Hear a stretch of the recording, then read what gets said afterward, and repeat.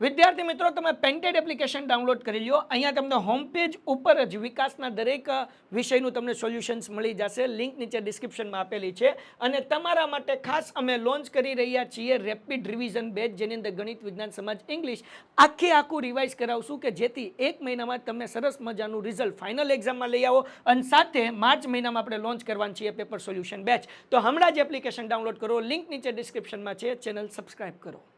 મિત્રો, આજના વિડીયોમાં આપણે જોશું વાર્ષિક પરીક્ષા 2024 વિકાસ અસાઇનમેન્ટ ધોરણ 9 વિજ્ઞાન વિભાગ બી પ્રકરણ 7.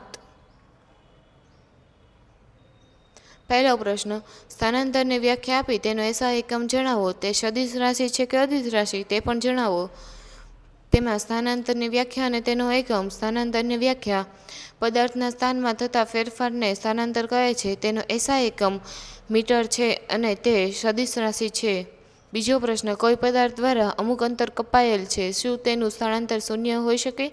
જો હા, તો આપના ઉત્તરને ઉદાહરણ દ્વારા સમજાવો.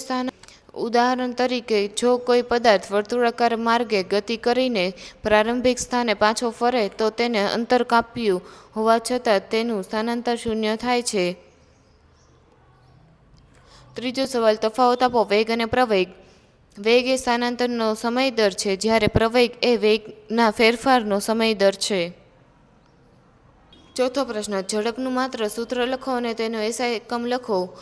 તે સદિશ રાશિ છે કે અદિશ રાશિ તે જણાવો. ઝડપનું સૂત્ર: ઝડપ = અંતરના છેદમાં સમય. તેનો એસા એકમ મીટર પ્રતિ સેકન્ડ છે અને તે અદિશ રાશિ છે. પાંચમું, ઝડપ અને વેગનો ભેદ સ્પષ્ટ કરો. ઝડપ એ પદાર્થની ગતિનો દર દર્શાવે છે અને તે અદિશ રાશિ છે, જ્યારે વેગ એ ગતિના દર ઉપરાંત દિશા પણ દર્શાવે છે અને તે સદિશ રાશિ છે. છઠ્ઠું, તમે કોઈ વસ્તુની બાબતમાં ક્યારે કહી શકો કે તે નિયમન પ્રવેગથી ગતિ કરે છે? તેનો જવાબ છે જ્યારે પદાર્થના વેગમાં એક સરખા સમયગાળામાં એક સરખો ફેરફાર થાય ત્યારે તે નિયમિત પ્રવેગથી ગતિ કરે છે. તેનો જવાબ છે જ્યારે પદાર્થના વેગમાં એક સરખા સમયગાળામાં અનિયમિત ફેરફાર થાય ત્યારે તે અનિયમિત પ્રવેગથી ગતિ કરે છે.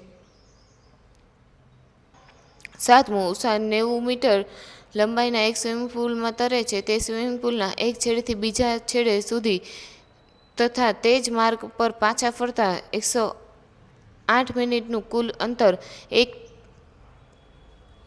મિનિટમાં પૂરું કરે છે. ઉષાની સરેરાશ ઝડપ અને સરેરાશ વેગ ગણો. તેનો જવાબ છે ઉષા 90 મીટર લંબાઈના સ્વિમિંગ પુલમાં એક છેડેથી બીજા છેડે સુધી અને તે જ માર્ગે પાછા ફરે છે. કુલ અંતર = 180 મીટર. કુલ સ્થળાંતર = 0 મીટર, કારણ કે તે પ્રારંભિક સ્થાને પાછી ફરે છે.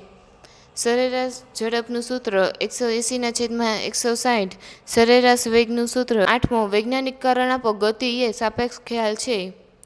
તેનો જવાબ છે ગતિ અને સ્થિરતા બંને સાપેક્ષ પદો છે. કોઈ વસ્તુ ગતિમાં છે કે સ્થિર તે અવલોકન કરનાર નિરીક્ષકની સાપેક્ષ સ્થિતિ પર આધાર રાખે છે. ઉદાહરણ તરીકે, બસમાં બેઠેલા બે મુસાફરો એકબીજાની સાપેક્ષે સ્થિર હોય છે, પરંતુ બસની બહાર રોડ ઉપર ઊભેલા વ્યક્તિની સાપેક્ષે તેઓ ગતિમાં હોય છે. આમ, ગતિનું વર્ણન કરવા માટે હંમેશા સંદર્ભ બિંદુ અથવા નિરીક્ષકની જરૂર પડે છે. નવમું, ગતિમાન વાહનો એ અને બી માટે વેગ વિરુદ્ધ સમયનો આલેખ આકૃતિમાં દર્શાવ્યો છે. કયું વાહન ગતિ કરે છે તે બાબત દર્શાવો.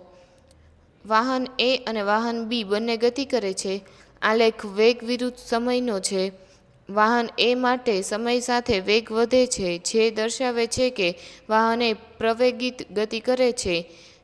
ત્યારબાદ વાહન બી માટે સમય સાથે વેગ અચળ રહે છે, જે દર્શાવે છે કે વાહન બી અચળ વેગથી ગતિ કરે છે.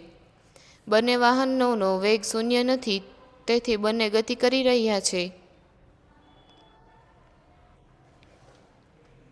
10મો સવાલ, બે ગતિમાન કાર એ અને બી માટે અંતર વિરુદ્ધ સમયનો આલેખ આકૃતિમાં દર્શાવ્યો છે. પહેલું, કાર એ અને કાર બીનું પ્રારંભિક સ્થાન જણાવો. આલેખ અંતર વિરુદ્ધ સમયનો છે.